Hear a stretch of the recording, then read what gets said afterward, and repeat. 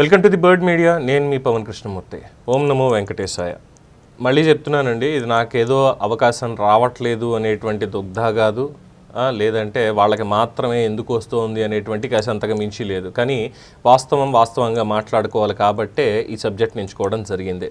మాజీ మంత్రి, మాజీ ఎమ్మెల్యే, ప్రస్తుతం ఎటువంటి పదవి లేనటువంటి విఐపి హోదా లేనటువంటి వైఎస్ఆర్సీపీ మహిళా నేత ఆర్కే రోజారెడ్డి, అదే రోజా సెల్వమణి గారు తిరుమల తిరుపతి దేవస్థానానికి స్వామివారి దర్శనానికి ఈ మధ్యకాలంలో చాలా విరివిగా వెళ్ళొస్తున్నారు, ఎక్కడికక్కడ కనిపిస్తున్నారు. ఇన్ఫ్యాక్ట్ ఇంకా మాట్లాడాలంటే ఒక నెల 15 రోజుల క్రితం ఇదే టాపిక్ మీద నేను కూడా మళ్ళీ మాట్లాడడం జరిగింది. మళ్ళీ ఈరోజు మాట్లాడవలసి వస్తోంది. ఎందుకు అనంటే చాలా విదేశాల నుంచి ఇక్కడ చదువుకోవడానికి వెళ్ళి సక్సెస్ అయ్యి అక్కడ సెటిల్ అయినటువంటి కొంతమంది మిత్రులు ఈ జర్నలిజం ఫీల్డ్లో ఉన్నాము, అలాగే రఘురామకృష్ణరాజు గారు లాంటి వాళ్ళు మిగతా వాళ్ళతో కాస్త పరిచయాలు ఇవన్నీ ఉండడంతో, పవన్ నాకు ఒక్క లెటర్ ఇప్పించగలుగుతావా, ఫ్యామిలీ అందరం కలిసి ప్రశాంతంగా ఒక దర్శనం చేసుకుంటాను రా, దయచేసి ఒక్కసారి అది హెల్ప్ చేయరా అంటే చాలా వరకు ట్రై చేస్తూ వస్తున్నాను. కానీ ఎవరిని టచ్ చేసినా కానీ కనీసం 2 నెలలు 3 నెలల పాటు దర్శనాలు లేవు. అలాగే ఇప్పుడు బ్రహ్మోత్సవాల సందర్భంగా ఎలాగో 10 రోజుల పాటు విఐపి బ్రేక్ దర్శనాలు అనేవి లేవు, అవి తీసేసామని చెప్పి చైర్మన్ బిఆర్ నాయుడు గారు చెప్పడం జరిగింది. అందరికీ తెలిసినటువంటి విషయమే. ఇలాగ అనేక ఉన్నాయి. సో అడిగినా కూడా ఇక్కడ దొరకకపోతే ఇక నేనేం చేయలేనురా, కుదిరితే సర్వదర్శనానికి వెళ్ళండి, లేదంటే 300 రూపాయల టికెట్కి పెట్టుకుని వెళ్ళండి, ఆ 12 గంటలు దర్శనం అయితే టైం పడుతుంది, మరి నేను ఏం చేయలేనని చెప్పుకోవాల్సి వస్తుంది. అంటే మేబీ నేను చాలా చిన్న స్థాయి వాడిని. మరి పెద్దలు చాలామంది ఉన్నారు, చాలామందిని కనుక్కున్నాను నేను, పవన్ మాకే అక్కడ అవ్వట్లేదమ్మా, ఏం చెప్పంటాం మమ్మల్ని అని. కానీ ఇక్కడ రోజా గారితో మాత్రం ప్రతిసారి దర్శనానికి వెళ్ళేటప్పుడల్లా 10 మంది, 20 మంది, 30 మంది, అంటే 2019-24 మధ్యకాలంలో ఆవిడ ఎన్నిసార్లు దర్శనాలకు వెళ్ళారు అంటే ఎలక్షన్స్కి ముందు 2 ఏళ్ల పాటు ఇంకా విచ్చలవిడిగా ఏ విధంగా వెళ్ళారు అనేటువంటిది అందరికీ తెలిసిందే. వెళ్ళిన ప్రతిసారి కూడా 60 మంది తక్కువ కాకుండా వెళ్ళేవాళ్ళు. అలాగే ఒక్కొక్క లెటర్ మీద, ఎమ్మెల్యే ఆర్ మినిస్టర్ లెటర్ మీద కేవలం 6గురికి మాత్రమే ప్రవేశం అని చెప్పి పెడితే ఒక్కొక్క దాని మీద 60ని పంపించినటువంటివి కూడా ఉన్నాయి. పెద్దిరెడ్డి గారి లెటర్ మీద మనం గతంలో మాట్లాడుకోవడం జరిగింది. సో ఇప్పుడు కూడా నిన్న వెళ్ళి సినీ రంగంలో తనకి మిత్రురాలైనటువంటి రవళి గారిని, అలాగే వారి కుటుంబ సభ్యుల్ని తీసుకెళ్లారు. వాళ్ళతో పాటు ఇంకా మొత్తం కనీసం ఒక 25-30 మందిని వేసుకుని ఆవిడ వెళ్ళారు. సరే, వేసుకుని వెళ్ళారు. లెటర్లు ఇచ్చింది ఎవరు? వైఎస్ఆర్సీపీ ఎమ్మెల్యే లెటర్లు తీసుకుంటారని నేను అనుకోను, కానీ తీసుకునే అవకాశాలు ఉన్నా కానీ వాళ్ళ నియోజకవర్గాల్లో ఉండేటువంటి ఉంటాయి. ఇప్పుడు జగన్మోహన్ రెడ్డి గారి లెటరా, అదేమన్నా అవుతుందా, రోజాకు మాత్రం ఎందుకు ఇస్తారో, అమ్ముకోవడానికి ఏమైనా ఇస్తారా అన్నటువంటి ఆరోపణలు కూడా కింద వినిపిస్తున్నాయి, అనేక కామెంట్లు కనిపిస్తున్నాయి. ఎందుకంటే వారి మీడియాలో వాళ్ళలో ఈ దర్శనానికి సంబంధించిన దాంట్లో కూడా పెట్టడం జరుగుతోంది. సో ఇక్కడ పాయింట్ ఏంటంటే ఈవిడికేమో విఐపి హోదా అనేది లేదు, ఏ రకంగా విఐపి అనేది కూడా తెలియదు ప్రస్తుతానికి. అయినా సరే లోపలికి వెళ్తారు. ఇప్పుడు నేను ఒక సామాన్య భక్తుడిని, నేను వెళ్ళాను, 300 రూపాయల టికెట్ తీసుకుని నేను వెళ్ళాను అనుకుందాం. వెళ్తే నాకు ఆ క్యూ లైన్లో దర్శనం తప్పితే నన్నేమి అక్కడికి తీసుకెళ్ళి అదేంటది రంగనాయకుల మండపంలో నాతో పాటు నేను ఇంకో ఇద్దరిని తీసుకుని వెళ్ళాను అనుకుందాం దర్శనానికి. నాకేం అక్కడ శాలువా కప్పి అక్షంతలు వేసి ఆశీర్వాదం ఇచ్చి పంపించారు కదా. కానీ రోజా వెళ్ళిన ప్రతిసారి కూడా రంగనాయకుల మండపంలో కూర్చోబెట్టి ఆవిడికి శాలువా కప్పడము, విశేష పూజలు, ఏం జరుగుతోంది అసలు? అంటే టీటీడీ విఐపి దర్శనాలన్నీ కూడా రోజా పాలు చేసేసారా? చైర్మన్ బిఆర్ నాయుడు గారికి తెలియదా? ఎందుకంటే TV5లోనే అనేక కథనాలు, ఈ దందాలు వీటన్నిటికి సంబంధించి కూడా టికెట్లు అమ్ముకుంటున్నారు అన్న మీద ఎన్నో కథనాలు వచ్చాయి. మరి ఇప్పుడు కూడా అవే జరుగుతున్నాయని భావించాలా భక్తులు? ప్రక్షాళన చేస్తాను అన్నారు. ప్రక్షాళన దిశగా సాగుతుంటే టీటీడీ మీద వచ్చేటువంటి వివాదాలు ఏవైతే ఉన్నాయో, వాళ్ళు చేసేటువంటి తప్పుడు ఆరోపణలు, వైసీపీ వాళ్ళు కానీ మిగతా వాళ్ళు కానీ చేసే వాటికి అందరూ ఖండిస్తున్నాము. దానికి సంబంధించిన వాస్తవాలు బయటపెడుతున్నాం, ప్రజలకు తెలియజేస్తున్నాం. గతంలో కూడా ఈ ఆరోపణలు, టికెట్లు అమ్ముకున్నారు, అదే ఈ దర్శనానికి సంబంధించి లెటర్లు కూడా అమ్ముకున్నారు అనేటువంటి పాయింట్ చాలామంది రేస్ చేయడం జరిగింది. ఒక్కొక్క టికెట్ మీద ఇంతమందిని అంటే ఇచ్చినటువంటి వాళ్ళు ఎవరు తీసుకున్నారు ఏంటి? కనీసం టికెట్కి 10,000 రూపాయలు చొప్పున ఒక్కొక్కళ్ళకి 60,000 రూపాయలు, ఒక కుటుంబానికి 60,000 రూపాయలు వసూలు చేసేవాళ్ళు అని చెప్పి కూడా గతంలో ఆరోపణలు ఉన్నాయి. దర్శనాల కోసం మాత్రమే ఈ లెటర్లు అన్నీ ముందే అమ్ముకున్నారు అన్నటువంటి ఆరోపణలు ఇవన్నీ కూడా TV5లో కావచ్చు, మిగతా మీడియా ఛానల్స్లో కావచ్చు, అన్నిట్లోనూ వచ్చాయి. మరి దానికి సంబంధించి చర్యలు ఎక్కడ మాట్లాడదాం అంటే దాని మీద చర్యలు పక్కన పెట్టండి. ఇంకా తీసుకెళ్ళి రాజమార్గంలో తీసుకెళ్ళి రంగనాయకుల మండపంలో స్పెషల్ దర్శనాలు ఇప్పించడం, ఆవిడతో ఎంతమంది వస్తే అంతమందికి కూడా దర్శనాలు ఇప్పించడం, దాని మీద ఇది నేనే నా స్థాయికి చిన్న స్థాయి జర్నలిస్ట్ అయిన నేనే ఇది రెండోసారో మూడోసారో నేను లేవనెత్తుతున్న అంశం మా ఛానల్ ద్వారా.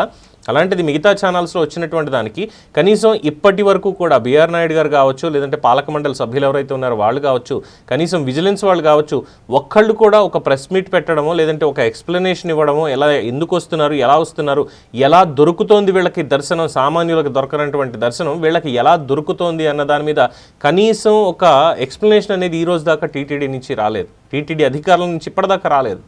కూటమి ప్రభుత్వం నుంచి రాలేదు. అలాగే ఆడుదాం ఆంధ్ర అని చెప్పి విజిలెన్స్ రిపోర్ట్ వెళ్ళిపోయింది డీజీపీకి, మొత్తం ఇంకే ఉంది, రేపో చర్యలు తీసుకోవడమే దీని మీద అన్నారు. ఎక్కడ చర్యలు?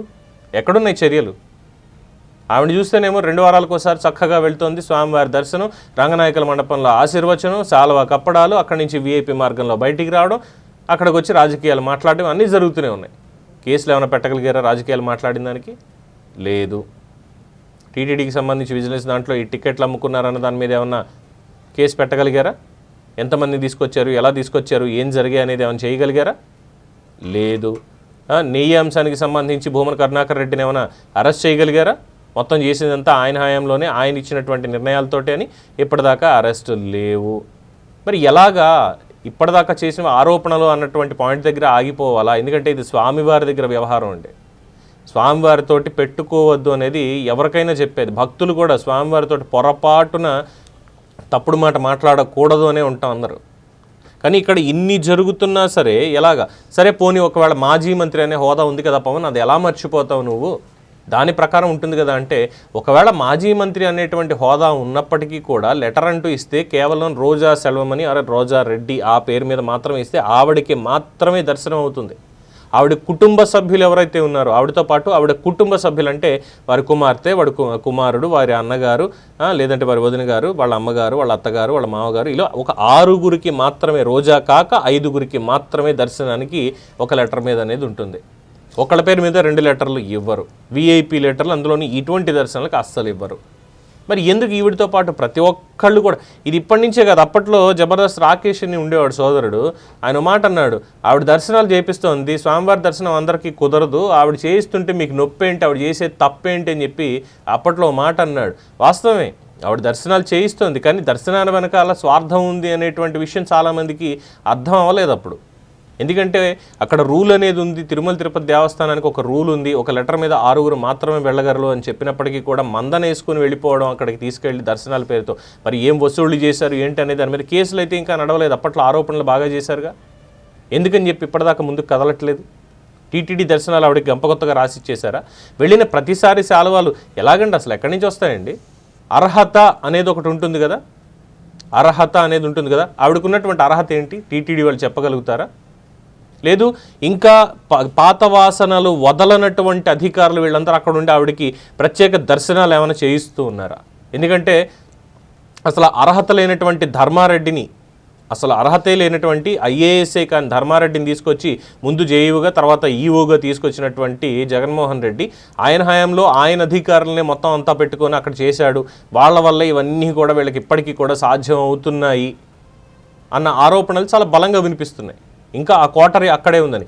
నాయుడు గారు మారచ్చు, పాలక మండలి సభ్యులు మారచ్చు, ఇంతే తప్ప ఇంకోటి లేదు. అలాగే పాలక మండలి సభ్యుల్లో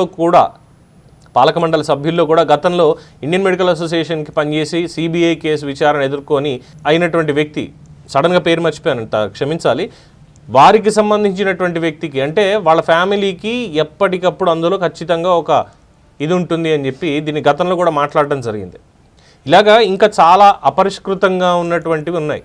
మరి వీటి మీద ఎప్పుడు దృష్టి పెడుతుంది పాలక మండలి? రోజాకి ఎందుకు లెటర్లు ఇస్తున్నారు, ఎందుకు ఈ సన్మానాలు జరుగుతున్నాయి, ఎందుకు ఈ స్పెషల్ ఆశీర్వచనాలు ఇంకా ఎలా జరుగుతున్నాయి వచ్చిన వాళ్ళందరికీ కూడా? ఎందుకు సామాన్య భక్తుడికి లేనటువంటిది విఐపి పేరుతో ఏం జరుగుతుంది? రోజా ఏమైనా విరాళాలు ఇస్తూ వచ్చిందా? తిరుమల తిరుపతి దేవస్థానానికి విరాళాల రూపంలో ఏమైనా కొన్ని 100 కోట్ల రూపాయలు ఏమైనా ఇస్తూ వచ్చిందా? నేను వచ్చిన ప్రతిసారి తెచ్చుకుంటూ వెళ్తాను స్వామి అని లేదే. కోట్ల రూపాయలు విరాళాలు ఇచ్చి గెస్ట్ హౌస్లు కట్టించినటువంటి వాళ్ళే సైలెంట్ అయిపోయారు. వాళ్ళకి పబ్లిసిటీ కానీ ఇది ఏమీ ఉండదు. పద్మావతి గెస్ట్ హౌస్ కట్టినటువంటి వాళ్ళు కావచ్చు, మిగతా గెస్ట్ హౌస్లు కొన్ని కట్టించినటువంటి వాళ్ళు కావచ్చు, డోనర్ స్కీమ్లో అప్పట్లో గోయంకాలు వీళ్ళు, వాళ్ళెవరికి కూడా ఇటువంటిది లేదు. కానీ ఎందుకు ఇది జరుగుతోంది? ఏ ప్రకారం ఈ విఐపి కల్చర్ అనేటువంటిది ఏ ప్రకారం విఐపీలు వెళ్తున్నారు అక్కడ స్వామివారి దర్శనానికి అనేది ఈ ట్రస్ట్ బోర్డు హయాంలోనైనా కాస్త చెప్పగలిగితే భక్తులు సంతోషిస్తాం నిజంగానే. ఓ పక్కన కూటమి ప్రభుత్వాన్ని మళ్ళీ చెప్తున్నా, ఇక్కడ వాళ్ళు నన్ను తిట్టుకున్నా ఏం చేసినా సరే చేతకాని ప్రభుత్వం అని అంటాను నేను. చేతకాని ప్రభుత్వమే. నిన్న కూడా ఒక మాట అన్నాను చూసారా, ఈ వ్యవస్థలన్నీ దేనికి ఉన్నాయంటే ఉన్న వ్యవస్థలు ఒకదాని మీద ఒకటి పరస్పరం వాళ్ళు వచ్చేటువంటి వాటి అన్నింటినీ కూడా కాపాడుకోవడానికి వ్యవస్థలో ఉన్నటువంటి వాళ్ళని వాళ్ళు కాపాడుకోవడానికి తప్ప సామాన్యులకు కాదు అన్నాను చూసారా. నేను స్టిల్ దానికి కట్టుబడి ఉంటాను ఈ పాయింట్ మీద. ఇక్కడ కూడా అంతే.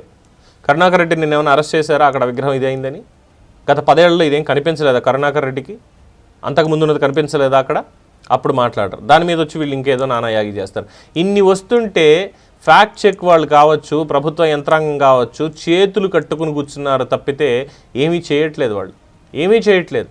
అదే వాళ్ళని ఎవరన్నా ఒక పొరపాటు మాట అన్నారు, కూటమి కార్యకర్త అయినా ఇంకోటైనా, ఇదిగో మేము అందరినీ సమానంగానే చూస్తున్నాము అని చెప్పి పొరపాటు మాట, నిజంగా తప్పు మాటే అది నేను ఖండిస్తాను. వెంటనే అరెస్ట్ చేసి ట్రీట్మెంట్ ఇచ్చేస్తారు. కానీ ఇక్కడ మాత్రం ఆ ట్రీట్మెంట్లు లేవు, ఏం లేవు. ఏమనంటే కక్ష సాధింప అదా ఇదని మాట్లాడతారు. చట్టం చేతిలో పెట్టుకున్నారు, ఏం లాభం? ప్రజలు ఇంత తీర్పిచ్చిన తర్వాత కూడా ఇలాంటి అక్రమాలన్నింటినీ ఆపాలి అనేటువంటి కనీస స్పృహ లేనటువంటి వాళ్ళని ఏమనాలో నాకు అర్థం కావట్లేదు. ఇవ్వండి మొత్తం అందరికీ కూడా తీసుకెళ్ళి, ఎందుకు ఆ డిక్లరేషన్లు ఇవన్నీ కూడా ఎత్తేసి జగన్మోహన్ రెడ్డితో సైతం మొత్తం అందరినీ కూడా ప్రతిరోజు దర్శనాలకు పంపించండి. వాళ్ళు మేము ప్రజాసేవ చేస్తున్నాం అన్నట్టుగా మందన వేసుకుని వెళ్ళి స్వామివారి దర్శనం వాళ్ళు చేసుకుంటూ వస్తూ ఉంటారు. దర్శనాలు దొరకనటువంటి మాలాంటి వాళ్ళు మాత్రం మామూలుగానే ఉంటాయి. ఇక్కడి నుంచి దండం పెట్టుకుని, స్వామి నీ కటాక్షం, మాకు కూడా అలాంటి మంచి దర్శనాలు దొరకాలి అంటే, రేపొద్దున మేము కూడా ప్రజల్లోకి వెళ్ళి పదవులు పొందాలంటే ఆ వరమేదో నువ్వే ఇవ్వు స్వామి అని చెప్పి కళ్ళు కాయలు గసలు ఎదురు చూస్తూ కూర్చుంటాం. ఆయన గురించి మాకేం అభ్యంతరం లేదు. ఆయన ఎప్పుడు పిలిస్తే మేము అప్పుడే వెళ్తాం. కానీ ఇలా ఆయన ఎప్పుడు పిలిస్తే అప్పుడు మేము వెళ్తాం అనే దానికిను, అధికారం చేతిలో ఉంది కదా అని, లేదంటే పరపతి చేతిలో ఉంది కదా అని ప్రతిరోజు నేనే వెళ్తాను అనే దానికిను చాలా తేడా అనేది ఉంది. ఇది గమనించుకోవాలి. దీని మీద మీ అభిప్రాయాన్ని కామెంట్స్ రూపంలో తెలియజేయండి. చూస్తూనే ఉండండి ది బర్డ్ మీడియా. ఈ వీడియో కనుక మీకు నచ్చినట్టయితే లైక్ చేయండి, షేర్ చేయండి, సబ్స్క్రైబ్ చేయండి. అలాగే పక్కనే ఉన్న బెల్ ఐకాన్ని క్లిక్ చేయండి.